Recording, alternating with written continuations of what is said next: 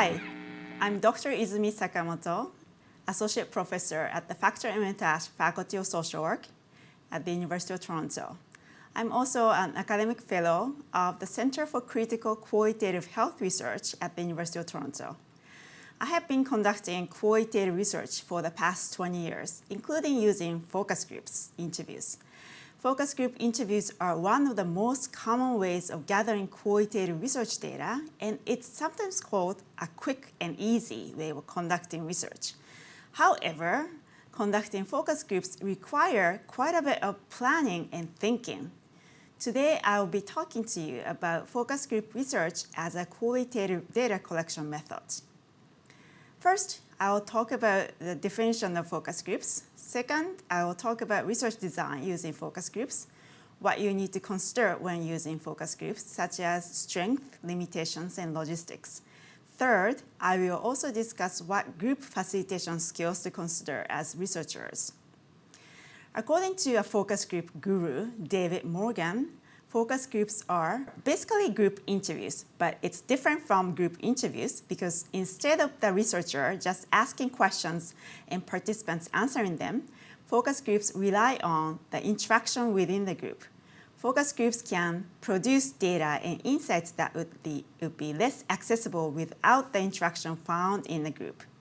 The focus groups have been used since the 1920s, but became more popular in the 1960s. They are often used in market research and evaluation research, but in this talk, I will be focusing on the use of focus group as a qualitative health research method. Focus groups can be used as a standalone method. When I was a doctoral student in the United States, a wife of a Japanese businessman was charged with allegedly killing her infant son. She was suffering from postpartum depression, but did not have anyone to turn to.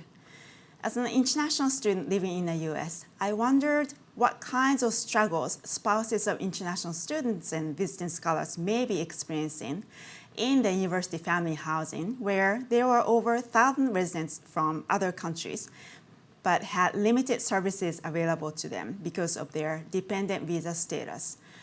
There were rumors or anecdotes of these families experiencing stress, but there was no real data or information to help them. I applied for small funding and conducted 4 exploratory focus groups in 4 different languages to find out more about their experiences. The findings of this small study pointed to the interrelated issues of isolation and the lack of childcare.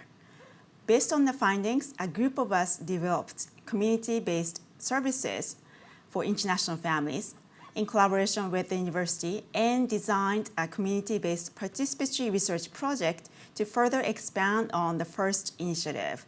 The focus groups were used as a starting point of this project, and this study continued for additional 4 years. We continued working with hundreds of international families. Focus groups can be also used as a part of multi-method study. In a research project I led more recently, my colleagues and I interested in exploring the tacit assumptions behind the concept of Canadian experience. This concept has been a barrier to employment for new skilled immigrants living in Canada. We conducted interviews where we asked service providers, immigrants, and immigration experts what this Canadian experience really meant. But when they couldn't articulate well, even though the term is used so widely, we turned to the use of arts and subsequently conducted 7 arts-based focus groups with a theater specialist who helped us design the use of arts in focus groups. As part of the larger study, the data from the focus groups then were analyzed in addition to other data we had from in-depth interviews and participant observation. The research findings were then turned into a theater production. Focus groups allowed participants and researchers together to brainstorm and solidify the meaning of Canadian experience. Again, we couldn't have done that. Turn into the deeper meaning of the topic under study without the power of focus groups. As you can see, a focus group method can be used in many different ways, and it's a versatile tool to have in your qualitative research toolbox. So why should we consider using focus groups? Focus groups can produce concentrated amounts of data on a very topic you're interested in. Focus groups can lead to spontaneous responses because of group interactions. Researchers can observe non-verbal behaviors and interaction patterns in a group setting. Also, focus groups can generate a variety of ideas and thus is considered economical and efficient. Focus group is flexible and allows for the use of arts, for example. Then what about the limitations of focus groups? While the strength of the focus group have to do with the groups, the limitations also have to do with the group. Groups' influence on individual responses mean that researchers have less control over the data than they would in individual interviews. Group dynamics could influence individual answers due to power differentials, prior relationships, and personality. People may be emotionally triggered by others' sharing. People may not feel comfortable speaking about certain topics such as mental health issues or sexual behaviors in group settings. Assembling groups can take time and resources. Also, you need to have a strong group facilitator to conduct an effective focus group. There are also limits to confidentiality. Researchers cannot guarantee that the confidentiality can be kept by all the participants. It's particularly important to consider this when the topics discussed may include highly stigmatized identities or behaviors, such as invisible stigma of HIV positive status or criminalized activities. Once you establish that focus groups are the best data collection method for your particular research purposes, you will start designing the specifics of running focus groups. From the main research questions, you would develop a focus group interview guide, which usually consists of main questions and follow-up questions for each. The number of questions you would ask may vary, but if you have 90 minutes in total for the entire focus group, you may have 4 to 5 main questions to allow for the group. Group interactions. For example, in the research study with Chinese skilled immigrants, we asked questions such as, has your life changed since you came to Canada? If so, how? When you were experiencing difficulty, what was helpful for you? What advice would you give to newcomers now? It's a good idea to have a mock focus group with research team members or friends so that you can test out actual questions and modify them if necessary.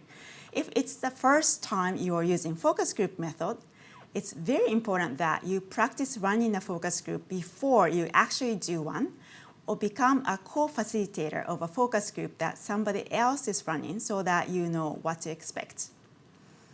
In designing focus groups, you would also need to consider group structure and composition. With respect to structure, you want to consider things such as where and when to hold a group.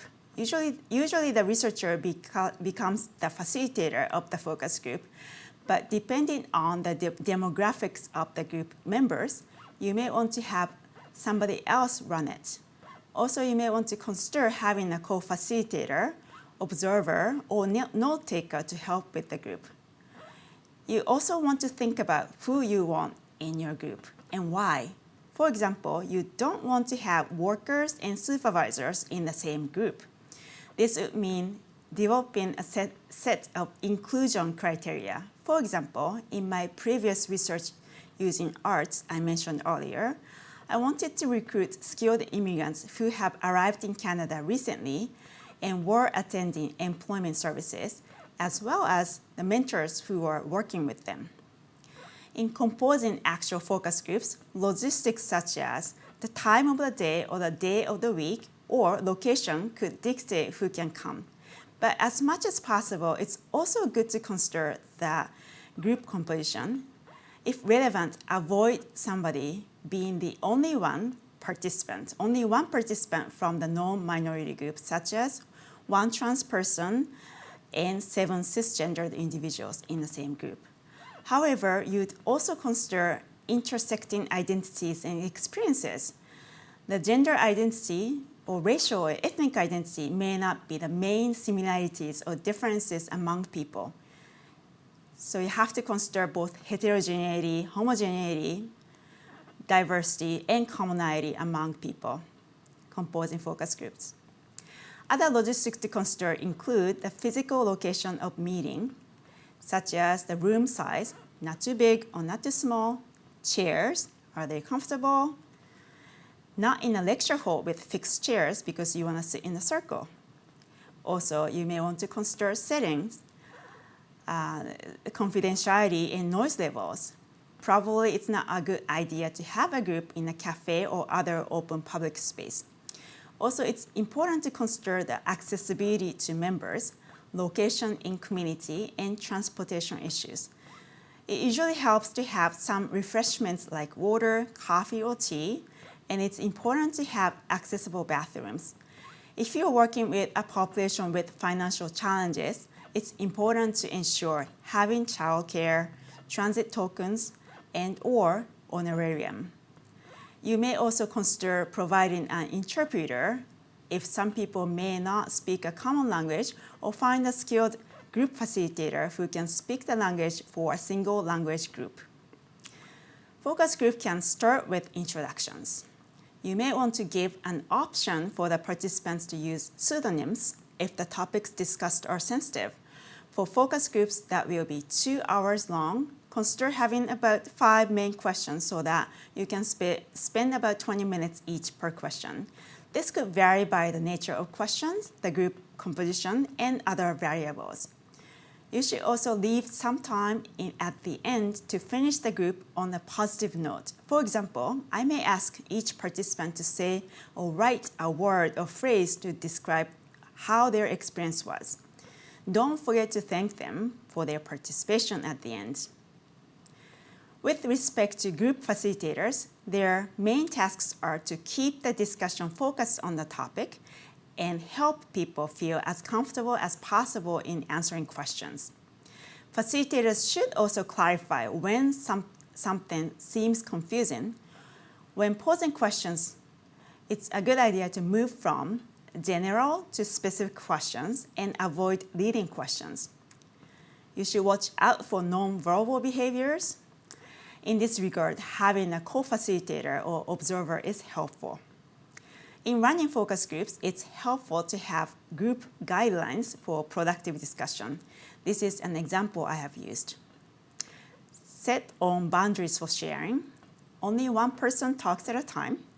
Respect confidentiality. Keep the personal information shared in the group within the room. Speak from your own experience and avoid generalizing about groups of people. Anything someone wants to say is important. There are no right or wrong answers to questions. The goal really is to hear all sides of an issue, both positive and negative. Before ending, I want to also touch on the variations in focus groups. Focus groups are often used in community-based participatory research, or CBPR. In CBPR, there are often goals of empowering those affected by the social issues under study and moving toward social change using research. By using focus groups, researchers can take advantage of the power of groups. For example, participants who experience similar social issues may feel that they are not alone in their struggles. They may feel hopeful. They may feel the sense of catharsis, and they may receive helpful information. Focus groups can be run electronically or online using chat rooms, discussion boards, video conferencing, and social media platforms. This could address some of the logistical issues of traditional focus groups. However, researchers need to consider unique ethical issues such as confidentiality and informed consent process when using these methods. I hope through this lecture, I was able to pique your interest in learning more about focus groups. There are some further readings at the end of this video that I have found useful. Once again, I am Dr. Izumi Sakamoto, and thank you for watching.